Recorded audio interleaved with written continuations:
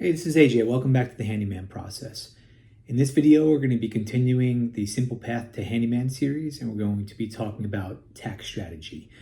So if you haven't seen the rest of the series, I'd recommend you go back, take a look at the playlist where I'm kind of building out a framework that I've been working on, building up kind of these base layers that you should have in place for your handyman business before you start to run repetitive processes over and over. The repetitive processes being finding clients and then running them through the system to invoice.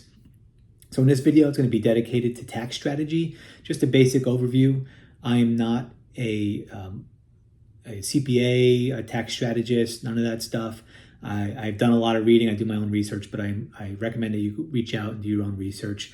I'm going to drop some useful resources in the comments or in the description box below that you can go. Most of it will be on iamhandy.org, so you can kind of by category see what's going on. But stay tuned as I dive into just 5 areas that I think you should be aware of and that you should implement as part of your tax strategy for your business. So stay tuned.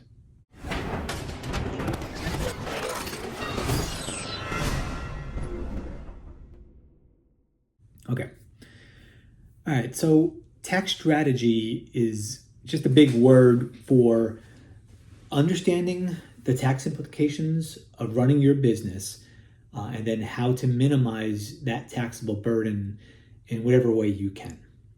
So I'm going to kind of give 5 different areas where this kind of plays out and it's applicable. And they're not in any particular order, it's just the 5 different areas.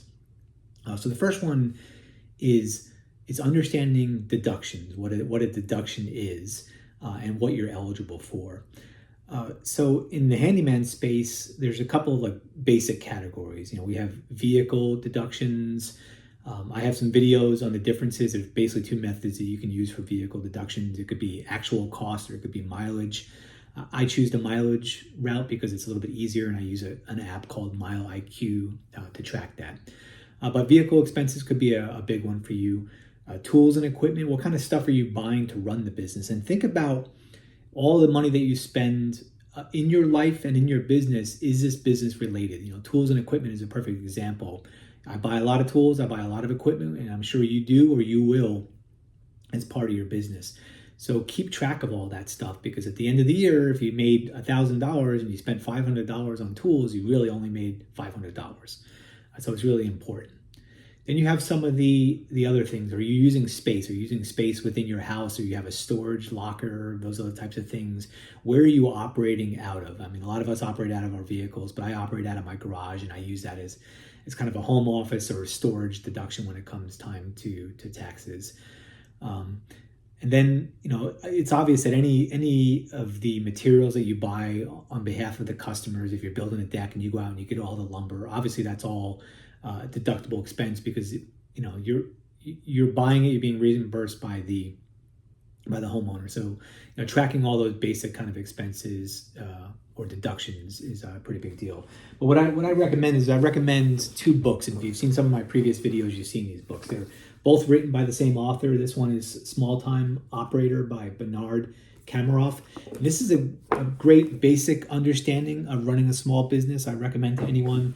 And then after you read that book, read 475 Tax Deductions. Same author, Bernard Kamoroff, where he goes through, go through this thing, mark up what's applicable to your business, highlight it, and then make sure whatever system you have in place to track all your income and your expenses, you're in line with that. So at the end of the year, when it comes time to rolling all those deductions up, it's pretty straightforward. If you go back and look at the last 2 videos that I made in this series, it kind of talks about the importance of that.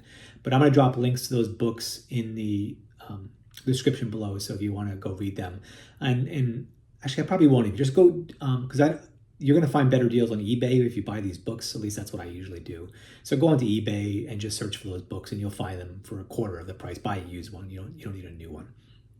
Okay, moving on to number 2. So number 2 is choosing the right business structure for your business. This has implications in various forms or fashions. So most people, when you're first starting off, let's just say you just start doing handyman work. You are what the IRS calls a sole proprietor. You're doing business under your own name, and that's it, right? And when you do business like that, any money that you make just flows right into your normal tax return, and you pay whatever your normal income tax rates are on that income. In addition, you pay the full, what they call self-employment tax. So self-employment tax is Social Security and Medicare. Now, if you're a W-2 employee and you're working at a job somewhere else, the way that that self-employment tax is kind of covered is your employer pays half of it, and then you as an employee pay the other half. So somewhere around 15% for both of them combined right now. So if you're a W-2 employee, you're only paying 7.5%, and your employer is paying the other 7.5%. If you're fully self-employed, you have to pay the full 15%, both the employer and the employee side of that, which could add up. Another reason to make sure that you're getting the max deductions that you can. And you fall under that umbrella if you're a sole proprietor, or even as an LLC taxed as a sole proprietor. And there's a little nuance here. As you start to move into different types of corporate structures, you might have heard the term S Corp. I'm going to become an S Corp. What an S Corp is essentially doing, it's avoiding that self-employment tax, and it's shifting how you get money. You no longer just, whatever the profit is of the business is rolls right into your tax return. But instead, you're drawing a salary and you're drawing dividends, and there's some stuff you can do with that to shield yourself primarily from the self-employment tax, or portion of the self-employment tax. If you're going to go down that route, make sure you go out and reach out and talk to some experts, really understand what that means. The general rule of thumb is you don't want to become an S Corp until you're making a decent amount of money. What that means, some people say $50,000, some people say $150,000. And the reason that is because there's fees associated with that. The filing requirements are a little bit different. So there's some money associated with that. And if you're not getting that return on what that you're spending, it doesn't make any sense. So make sure you have the right business structure at the time, or wherever you are in your business at that time. Me personally, I am a single member LLC, taxed as a sole proprietor. So the videos that I talk about primarily from my subject matter expert perspective is focused towards that. And then if you're into S Corp and other types of things, I have resources on I Am Handy that you can go down and dig into that. Moving down the line on number 3 is in order to do any of this stuff, this tax strategy stuff, you got to be on top of things, which means accurate record keeping, detailed records, digital organization. You go back to my previous video, I talk a lot about this in the bookkeeping section. It's just, if you're going to employ tax strategy, be smart about it, keep track of everything, because if you get questioned on it, you have a solid record to fall on. So not much to say on that, just refer back to the other one. Moving down the line to number 4 is you have to pay, if this is your primary income, you have to pay estimated quarterly taxes to the IRS, because if you're no longer a W-2 employee, the IRS isn't getting their money from you, right? They like to get it regularly. So if you're not a W-2 employee, you have to be making payments to the IRS to cover whatever your expected tax obligation is for that year. Now, if it's your first year in business, you're kind of waived from that requirements, because the IRS, I wouldn't say they're nice, but you're waived from it in your first year. But after that, you're expected to start contributing. So I have videos on how to go to the IRS website, how to pay that, roughly what amount of money to set aside. The amount of money you set aside really depends on your overarching household income, taxable levels, and all sorts of stuff. So it's a little bit different for everybody else. And what I personally do, and I'm not recommending this to anybody, but it's what I do, is I could do a couple of things, right? My first year in business, I increased my W-2, my day job withholdings, to kind of cover the handyman business. And I just wanted it to be automatic because I didn't want to mess around with the quarterly taxes and didn't know what I was doing.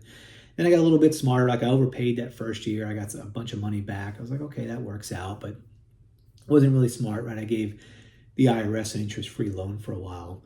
And then I started playing around with different things. So I started playing around with, okay, well, let me cut back my W-2 withholdings and let me start making big estimated quarterly tax payments that covered not only my handyman business income, but also a portion of the tax I would have owed at my W-2 job. And I did that to kind of see, okay, am I coming out ahead if I'm not giving them an interest-free loan, if I'm not paying taxes for 3 months and then making big payments? And I did that and it was okay. And then now fast forward to where I am now, what do I do now?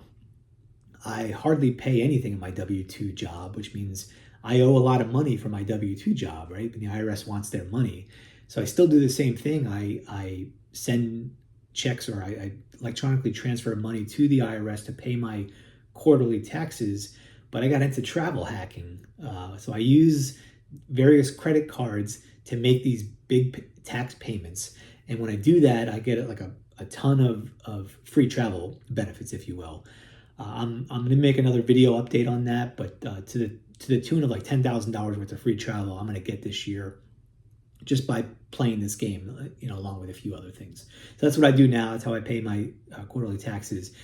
And that extra benefit, this is part of my personal tax strategy, is that benefit that I now have of making those big tax payments that I have to make anyway, using new credit cards that I get sign-up bonuses for that could equate to thousands of dollars worth of free travel that is tax-free.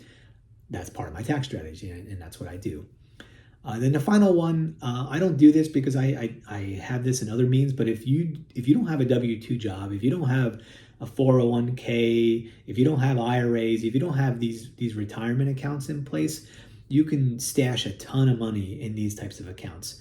Now, I do that at my day job. I'm almost 50, so I can get into those catch-up contributions. So I just use the vehicles that I have at my day job, along with some IRAs, some individual retirement arrangements that I've had for a long time to kind of satisfy this.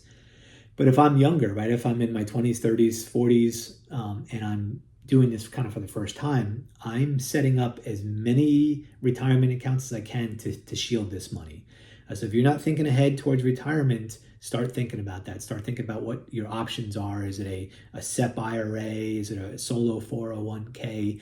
I'm not an expert in those areas, so I'm not going to dive into it other than to mention SEP IRA, solo 401k, and for you to do your own research on it.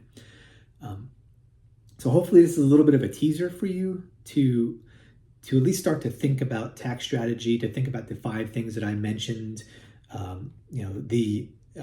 taking advantage of the deductions, choosing the right business structure, accurate record keeping, estimating your quarterly taxes or making quarterly tax payments, and then considering retirement savings.